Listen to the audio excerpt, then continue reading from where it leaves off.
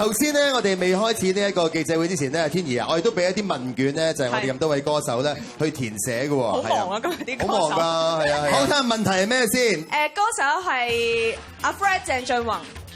如果明年紅館有一個演唱會檔期，佢冇開過啊，真係。你想同以下邊一位歌手合作開演唱會咧？佢 take 嘅就係林奕匡，我哋請阿 Fred 同埋林奕匡出嚟先。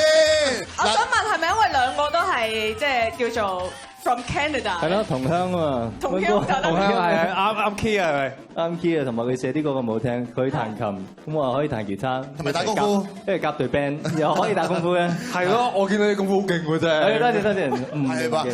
嗱阿鄭俊弘你係揀阿林奕匡啦，佢有啲咩好處你係欣賞嘅咧？佢個歌藝咯，佢個 creativity 咯，佢個音樂嘅 musicianship 咯。咁啊，阿 Phil 咧，你又對阿 Fred 有啲咩欣賞嘅咧？佢真係真係好似佢打功夫一樣啦，係即係好多唔同嘅功夫，好多招數係，即係佢寫歌、唱歌、演戲各樣嘢都得。問題你希望以下邊一位歌手成為你嘅 MV 主角？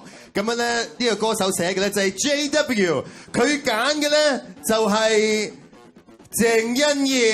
JW 可能有隻新歌叫食得唔好嘥咁啊，係我哋你講咩你 API 嚟㗎，今日要識食啊嘛，係咪就揾阿欣宜。係 JW，點解你揾阿欣宜咧？欣宜你